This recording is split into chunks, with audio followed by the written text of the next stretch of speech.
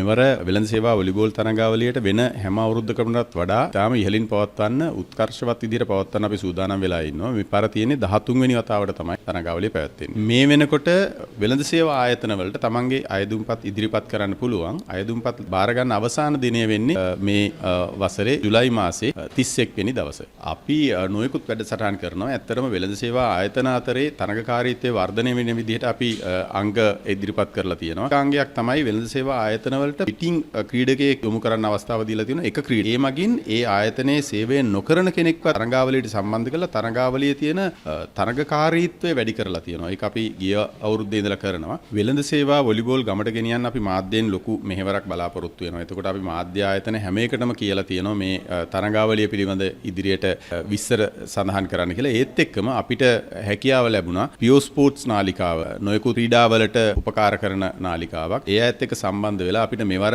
Volleyball තරඟාවලිය සජීවී ලෙස පියෝ sports නාලිකාව හරහා ඉදිරිපත් කරන්න අවස්ථාව ලැබිලා තියෙනවා. මම හිතන්නේ රටේම ඉන්න සියලු දෙනාට පුළුවන්කම තියෙනවා පියෝ ස්පෝර්ට්ස් ටීවී නාලිකාවත් එක්කම ඒගොල්ලන්ගේ තියෙන පියෝ ස්පෝර්ට්ස් සෝෂල් මීඩියා හරහා මේ තරඟාවලිය සජීවව නරඹන්න. ඇත්තටම ක්‍රීඩාව කියන එක ඉස්සරහට යන්න නම් මාධ්‍යයේ උපකාරය අවශ්‍යමයි. මොකද මාධ්‍ය හරහා තමයි ක්‍රීඩාවක් ජනතාව අතරට යන්න පුළුවන්. ජනතාව අතරට ගියොත් විතරයි මේ ක්‍රීඩාවල පැවැත්ම තියෙන්නේ. ඉතින් අපිට ඇත්තටම ඊටාම සහනදායී පදනම් යටතේ මේ මාධ්‍ය හරහා පියෝ ස්පෝර්ට්ස් නාලිකාව අපිට උපකාර කරලා තියෙනවා. මෙවරත් ගිය අවුරුද්දෙත් අපි පියෝ ස්පෝර්ට්ස් හරහා තමයි කරේ. ඉතින් මම හිතනවා මාධ්‍යයක් වශයෙන් පියෝ ස්පෝර්ට්ස් නාලිකාව මේ කරන කාර්යයට අපි වෙළඳ සේවා වොලිබෝල් සංගමයේ හැටියට ඉතාමත්ම ස්තුතිවන්ත වෙනවා. පියෝ ස්පෝර්ට්ස් නාලිකාව ටිකක් විශේෂයි. ඇත්තටම තරඟාවලිය පවත්වන්න කලින් ඉඳලම ඒ තරඟාවලිය ගිය අවුරුදු වල සහභාගී වෙච්ච ක්‍රීඩකයන්ට අවස්ථාව දෙනවා තමන්ගේ ගැන පැහැදිලි කරන්න, තමන්ගේ දක්ෂතා එලි දක්වන්න නාලිකාව හරහා නොයෙකුත් අවස්ථාවන් ලබා දුන්නා. ඉතින් මම හිතනවා මේ පාරත් අපිට ඒ අවස්ථාවන් ලැබෙයි කියලා. එතකොට ඒ ක්‍රීඩකයෝ පවා ඒ අය උනන්දු වෙනවා තමන්ගේ දක්ෂතා ඉස්සරහට අරගෙන යන්න. ඇත්තටම වොලිබෝල් කියන්නේ ලංකාවේ ගමේ ඕනෑම තැනක ක්‍රීඩා කරන ක්‍රීඩාවක්. අපි ඕන වෙලාවක ගමකට ගියොත්, හවස එක ඕන පාරක ගියොත් කොහේ හරි තැනක වොලිබෝල් ක්‍රීඩා කරනවා පේනවා.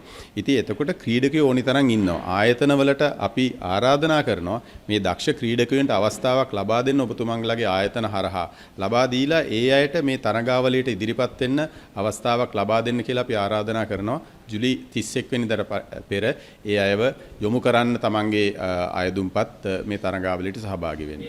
අනිවාර්යයෙන්ම ජාතික මට්ටමේ වොලිබෝල් තරඟාවලියට ආවොත් ලංකාව ආසියානු මට්ටමේ ක්‍රීඩා කරන ක්‍රීඩාවක් තමයි වොලිබෝල් කියලා කියන්නේ. එතකොට මේක එතනින් ඉස්සරහට යන්න, ලෝක මට්ටමට යන්න නම් අපි මේ ක්‍රීඩාවල් වලට මීට වඩා අතහිත දිය යුතුයි. ඒකට මම හිතනවා හොඳම අවස්ථාවක් මේක. වෙළඳ සේවා වොලිබෝල් සංගමයේ විදිහට වෙළඳ සේවා ආයතන මේකට ක්‍රම දෙකකට සම්බන්ධ වෙනවා. එකක් තමයි අනුග්‍රාහකයන් වශයෙන් සම්බන්ධ වෙන එක.